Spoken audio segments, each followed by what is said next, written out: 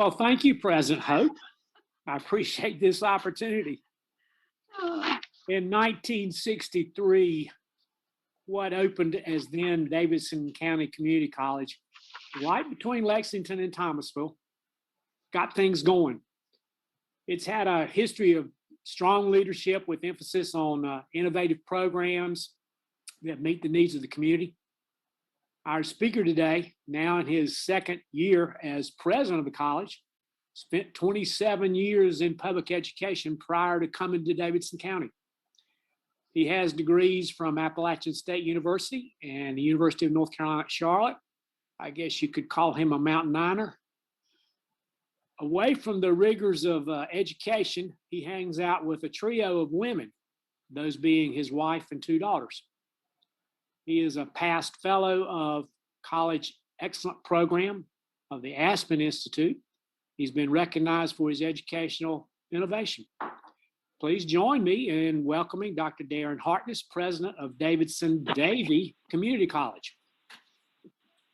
Thank you, Tom. It's great to be with you all today. Can everyone see my screen? Yes. All right. I'm going to try to drive the screen and talk with you as well, but it's great to be with Thomasville Rotary today. I'm extremely proud to serve as your president of your college. And Tom, again, thank you for inviting me. Kate did mention at the beginning of our meeting today that we lost a community leader last night in Fred Mock. Keith Tobin and I, when we served as superintendents together, me and Davey and Keith and Thomasville, we spent a lot of time with Fred and a lot of meetings with Fred, and he was a friend, a leader, and you know, he's going to be tremendously missed in our community. So I hope we'll all keep Fred's family in our prayers in the coming days and weeks. I've had the pleasure of joining you before at Thomasville Rotary, and I'm looking forward to a time that we can get back together in person. I know we have a trustees meeting next Tuesday, and I have pledged to my board, I think it's going to be our last Zoom meeting because we're going to try to be back together in person in April, now that the vaccine is going to be much more widely available. Tom had asked me to share several things with you this afternoon about the college. So the first thing that I'll recognize is, yes, we do have a new name. Last fall, our Board of Trustees voted unanimously to change the name of the college to Davidson-Davie Community College. So January 1st, 2021 was a day that we all looked forward to as Americans and as a citizen, because we were tired of 2020. But it was a historic moment for our college. We began writing a new chapter, the next chapter in our history. And our history dates back, as Tom mentioned, all the way about 60 years ago to a time when local leaders first began advocating for higher education in our community. To 1963, when we first opened our doors as one of 18 industrial education centers in the state of North Carolina. To 1965, when the college was officially chartered as Davidson County Community College. And early on, Davie County became part of our service district. 26 years ago, the Mocksville campus began to take shape. And about 10 years ago, you might have seen signage and announcements about our college referred to as the College of Davidson and Davie Counties. That was on all of our signage starting about 10 years ago. Over the years, we've evolved. We've added new programs. We've welcomed new students. We've handed out diplomas to graduates, thousands of graduates, and we've joined more than 500,000 alumni who've been part of the institution. So now we have a new name, one that is more reflective of the communities that we serve. But know this, we're really proud to share our new name, but we're also recommitting ourselves to our core mission, an excellent education that leads to promising careers and supports the success of our communities in Davidson and Davie counties. And I included this photo. This is a picture of our campus in Mocksville. So if you've never been over to Mocksville, this is on Highway 601 South, and that's the front entrance to the Davidson-Davie Community College campus in Davie County. This campus first started in the early 90s. Our college is a pipeline for a future workforce. There's a picture you may be familiar with. It's a pipeline because we also develop leaders. On February the 1st, after dedicating 23 years to our college, From faculty to vice president, Dr. Margaret Annunziata became the next president of Isothermal Community College in Rutherford, North Carolina. I know Margaret was very fond of this club. In North Carolina, there's 58 community colleges. And now in 4 of those 58 colleges, the college president once worked at Davidson Davie Community College. That's more than any other college in the system. So we develop leaders both in our faculty and staff ranks, as well as our students. We're a high-performing college. Every year, the North Carolina Community College system, colleges are eligible for performance funding based on some statewide indicators. And last year, Davidson Davie Community College was #1 of the 58 community colleges in North Carolina in earning our eligible performance funding. So this high performance allowed our Board of Trustees to provide performance incentives for our employees in their paycheck back in December. So we're really proud of that. I noticed that next week you have a very special guest, someone who's important to our community and who's been a real partner with me and our college over the last several months, and that's Lillian Kuntz. If you come on our campus, you'll probably see a bunch of green traffic cones. We are very proud to partner with the local health department to be a vaccination site. You may hear me say, as I talk to people in the community, that the word community is the most important word in our name. And providing this host site is really critical in the work of saving lives. And it's something that our team is very proud to support and host. And I can't say enough wonderful things about Lillian Kuntz and her staff at the health department. We've received emails, we've received letters, we even received a donation to our foundation 2 weeks ago from a citizen in another county who had come here for their vaccine and had an extremely good experience. So we look forward to a time when the supply is going to reach demand. And I think every day we're getting closer and closer to that day and to a time that we can get back to what we used to call normal. When I came to the college 2 years ago, I really had no idea that we were going to face the challenges of a pandemic. And last spring, when things shut down quickly, our faculty, they pivoted, they moved more of our classes into a hybrid or an online format so our doors could stay open. But they also had an emphasis on understanding and knowing that so many of our courses require in-person contact with students.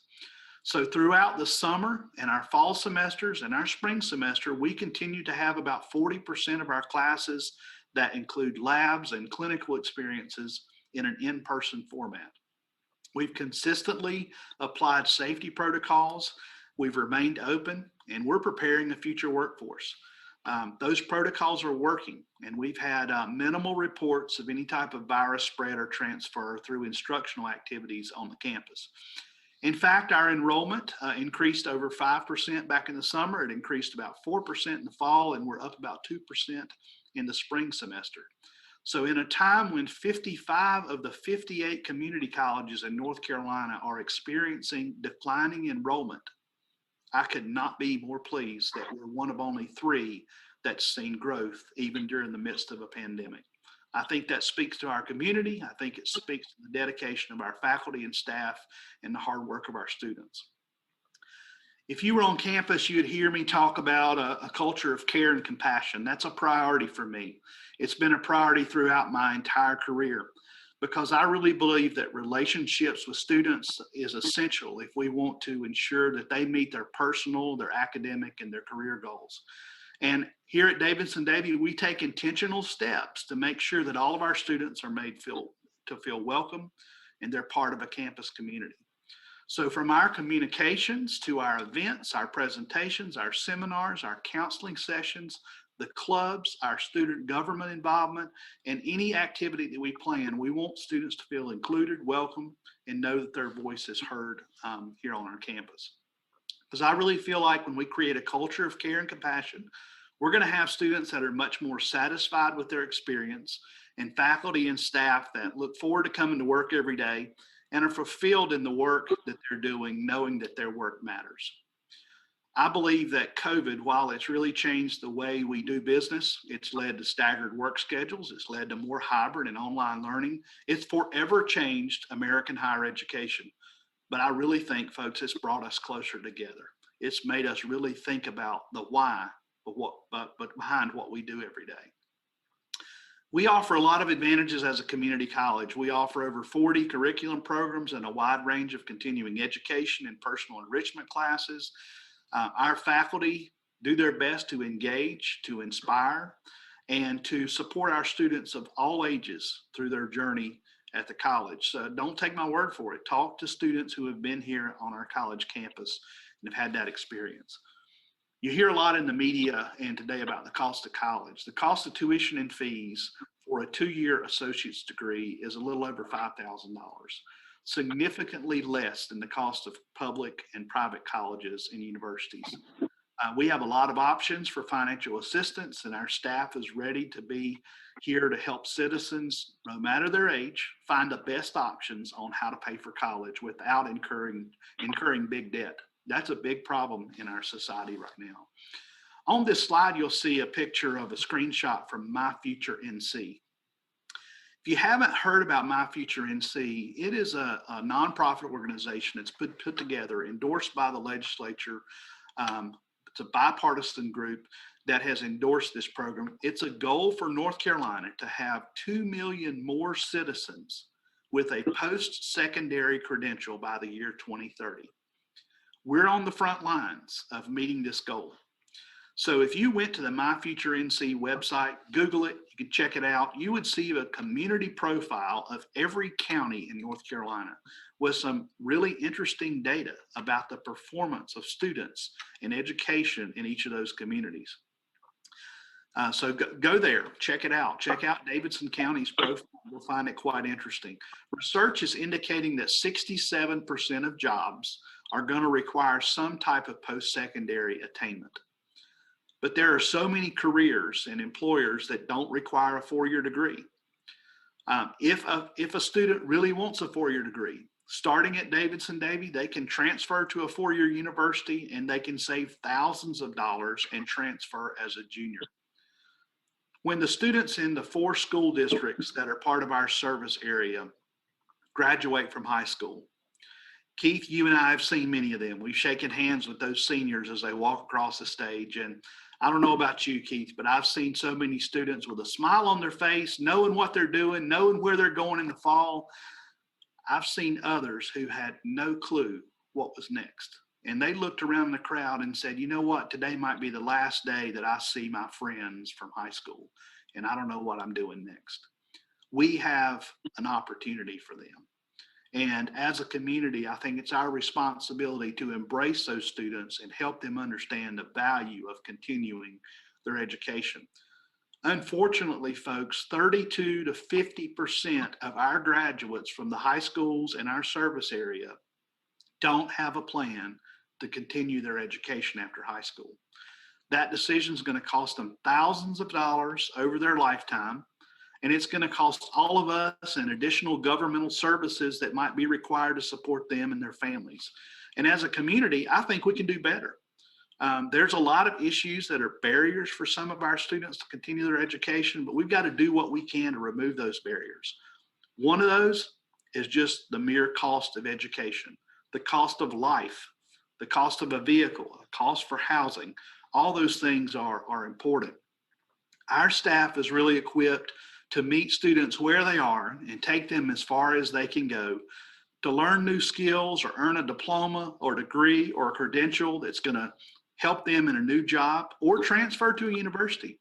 You know, there's some of our students who come to the college and they may go through a course and get a truck driver certification, and they can go make a really good living doing that. There's others who come here with the full intention to go on to a 4-year university. They can do that. We meet students where they are, and we want to take them as far as they can go.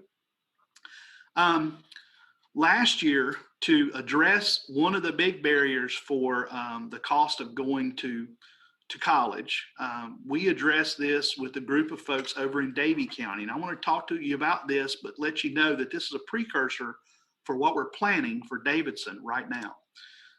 We brought together a group of community leaders, public and private partnership, to create and develop the Ignite Davie College Promise. It's a public-private partnership.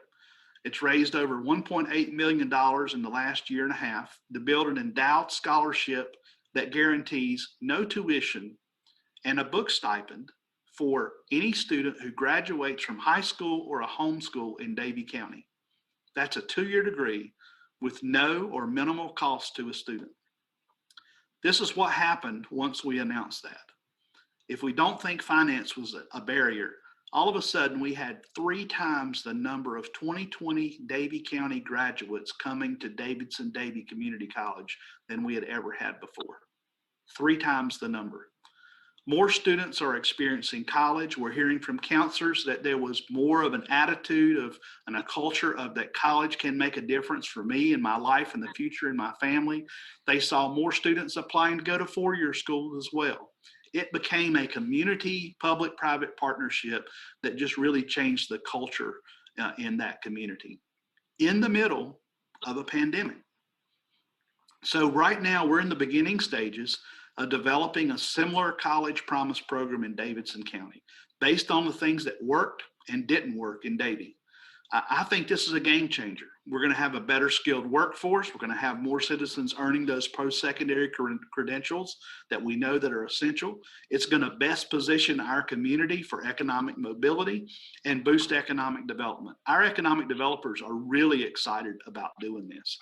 If you would like to be a part of this, I want you to reach out to me. Let me know that you would like to join in part of this transformation, because we're going to bring a team together in Davidson County and see what we can do to make this happen in our community.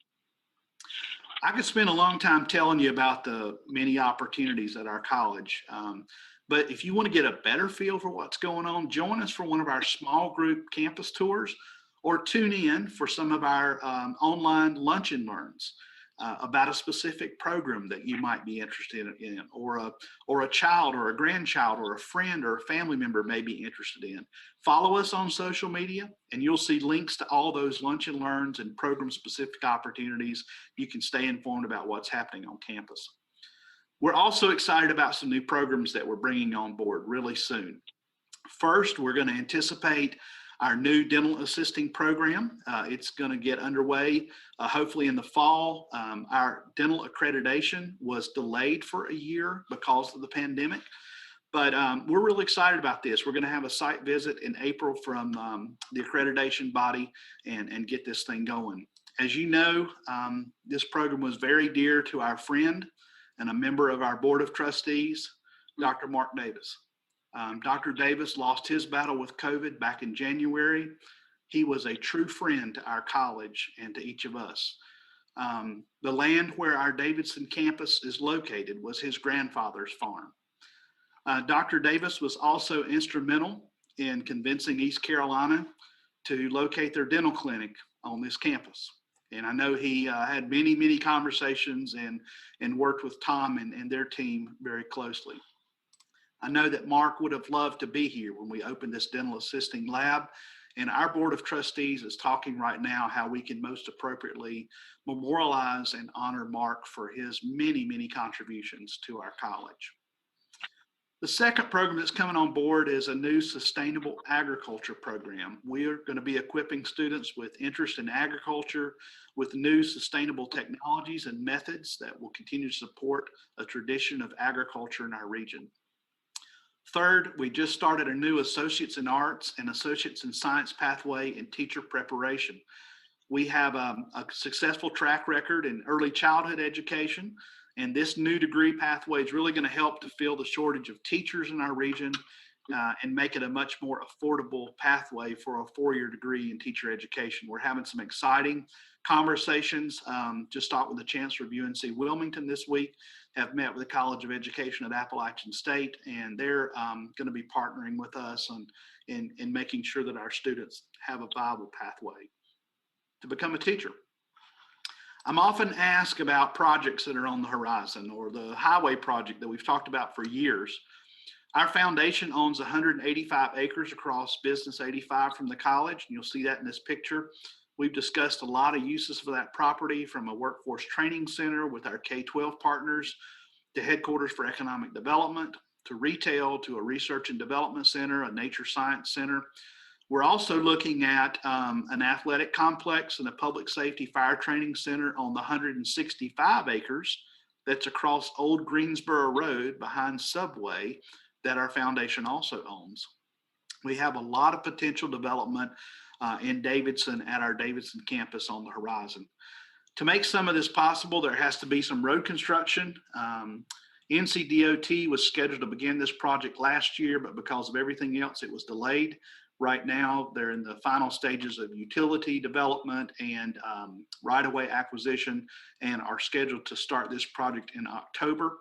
I-85 business, you'll see in this photo here, will be elevated, and underneath that elevated highway will be an elongated roundabout underneath it that will connect the property across the highway with the college.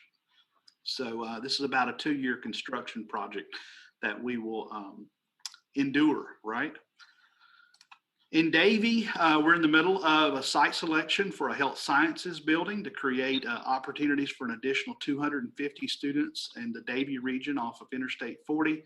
And that'll be focused specifically on health science related fields. I've shared a lot of information with you today about a few of the exciting things happening at the college, but I want you to also know that I recognize that we're facing a moment really like no other in American education. The pandemic has disrupted everything that we do, our lives, our work. I've told our faculty a number of times that what we keep calling normal was not necessarily good for a lot of our students. And all of a sudden, as adults, we've been inconvenienced with some of the things that they experienced in life every day before the pandemic. So I think it's been a gut check, a reality check for all of us. And I want us to focus on what have we learned from this and how do we become better? How do we ensure that our community continues to thrive in this new world that we live in? The economics behind this, typically when there's an economic downturn, we have a boost in enrollment. Community colleges have not seen that across the state. We have, but others have not. And we want to be prepared for whatever comes next. All of us are under a lot of stress. There's a lot of people who are struggling or grieving with the loss of someone they love. And I would simply say that we all need some grace, some patience, some kindness in the days to come. We all need goodwill and good faith and hope. And as a fellow Rotarian, I think we should all be applying the 4-way test to everything that we do. We know what's at stake. There are families in our community are counting on us as leaders for new opportunities for a better future. And our state is counting on its community colleges to help us to recover from a struggling economy and to provide some solutions to some of our most pressing questions of the time. I'm going to stop my share now and just let you know that I see a bright future ahead. I'm honored to serve as your president of Davidson-Davie Community College. Don't ever hesitate to reach out to me if you ever have questions, concerns, or ideas on how we can better serve our community. And I wish each and every one of you all the best in the days ahead. And thank you, Tom, for inviting me to join you today. Yes, absolutely. Thank you, Darrin. Wonderful information that you have shared with us. And I want you to know this is not original to me. I actually heard it in a recent board meeting with Small Business Center. Somebody affectionately referred to as the rebranding for Davidson-Davie Community College as D2C2. So we are no longer D cubed, we are D2C2. So I thought that was quite ingenious. Does anybody have additional questions for Darrin? Hope, just a comment. This is Keith. I'll say this about Darrin. Darrin, we're very fortunate to have him in our community. What you heard today from him is genuine. I'll say that. We worked together for at least 5 years there, and what he does comes from the heart. So when he says care and compassion, that's what he's all about. And obviously he's an innovator. He cares about the community, and I look forward to working with him in this economic development promise program for our students. That's a passion of mine as well. And so that's something I'll be reaching out to him about. But again, Darrin, thank you. Thank you for your leadership. Thank you for what you've done for our community and what you're going to continue to do. I know there's some great things ahead of us. So I'll end with that. Thanks, Darrin. Back at you, Keith. Cherish our friendship and the time we spent together leading school districts. Darrin, you talked about the increase in your enrollment, which I think is wonderful. Could you comment on faculty recruitment, faculty development, and faculty retention? Sure, Tom. I think that's a great question. We're trying to do everything we can to be innovative, to be competitive with faculty salaries, and to recruit the best people. We want to make sure that we're not in a situation where you can make more money doing the job than teaching the job. We want the best of the best who are teaching the skills that these students need to be successful in business and industry in our community. Is that a challenge? Absolutely. I've had conversations with the presidents of our hospitals specifically to just talk about nursing, for example. It's a challenge. They're having a challenge with nursing pipeline, and we're talking about how can we be innovative together in recruiting and making sure that we have students that are prepared. And not only do we have students, but do we have the faculty that can be here to teach them? And can we have competitive salaries that would make the job attractive? Is that a challenge for us? Absolutely. But I, like every one of you, want Davidson-Davie to be the place where everybody wants to work.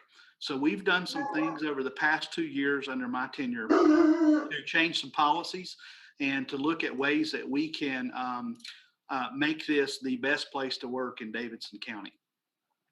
I'd like to say something and challenge all Rotarians to think about starting scholarships out there. I have done that in the past, and I think all Rotarians can. My money is a lot better spent there than it is to send to the big colleges that what I can afford would just be a drop in the bucket. So I would like to challenge everybody to think about the scholarships and how easy it is to start a scholarship. Thank you so much for that. We have a strong foundation, and any of you who would like to get involved, if you want to know what our foundation's doing from a personal standpoint, talk to Phil or call Jenny Barner. She's our executive director of the foundation and one of our vice presidents. She'd be glad to talk to you about how you could get involved in supporting the college through scholarships or involvement with the foundation. If I may add something, Dr. Hartness, it's amazing that I can even add anything to what you just said. It was really just an awesome presentation. And it's something that's totally unfamiliar with any of the ACC basketball fans here in Davidson County, and that the Davidson County Storm happened to be ranked #1 in the nation. Congratulations. Thank you, Phil. Phil's right. The Storm, our men's basketball team, we moved to Division II just a couple years ago. So that's the division where we can offer scholarships. So we started an athletic scholarship endowment to try to help with that every year. We've recruited some wonderful young men. And for the first time in our college history, we were ranked #1 in week 5 in men's basketball. I was here last night for women's volleyball. Our women's volleyball team's doing fantastic this year. They're 9-3. And, we kicked Guilford Tech out of here after 3 games. And they took care of business last night, and we're looking forward to our men's golf team getting started real soon too. So Storm Athletics is a fun place to watch, and another good place for you to be involved if you'd like to contribute to scholarships. And I'm going to add a few comments about scholarships, but first I'd like to see if anybody else has questions for Darrin.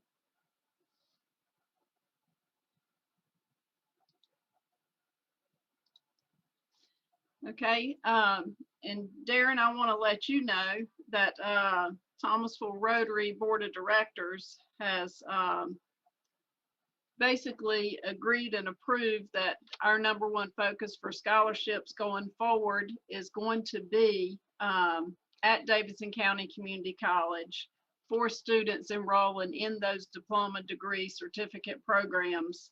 And so a substantial part of our scholarships funds raised each year will begin going to the Community College Foundation, specifically for those degree and certificate programs for students who have graduated from the high schools within the Thomasville area.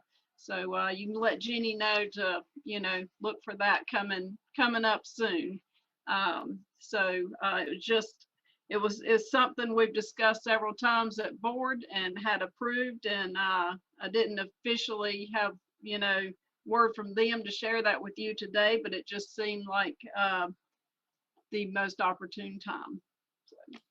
Thank you, Hope. We sincerely appreciate the support of Rotary. Okay, do we have anything else that needs to come before Rotary today?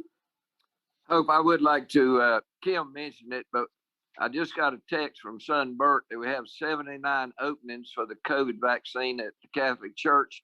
We're going to do 600. I told Hope earlier, it's going to be so aggravating. It's going to be really a lot of fun to do it. Our traffic is going to be a big thing, but if you know of someone that, we've opened it up to first liners now. If you got a favorite person at the grocery store or in the manufacturing or that needs to get it and would like to get it this Saturday, we're going to fill it up probably the next day. You've got the link, so share it. Okay, thank you, David. So yes, please, if you did not get the link previously from Kim, reach out to me or Kim and we will get that link to you for signing up for the COVID first shot vaccine event that's happening at Our Lady of the Highways, the Catholic Church here in Thomasville this weekend on Saturday. So again, the registration is completely online. But if you did not get that link in email yesterday, just reach out to me or Kim, and I'll bet Dave Williams would not turn down additional volunteers, on Saturday. So touch base with him if there's a way you can help out with that. We're okay with that, Hope. Rob is doing that, and he's full. So we really don't need volunteers at this time, maybe later on. Thanks. Perfect. Okay. All right. Anything else that needs to come before Rotary? Kim, do you have anything additional to add? Nope. She's shaking her head no. Okay.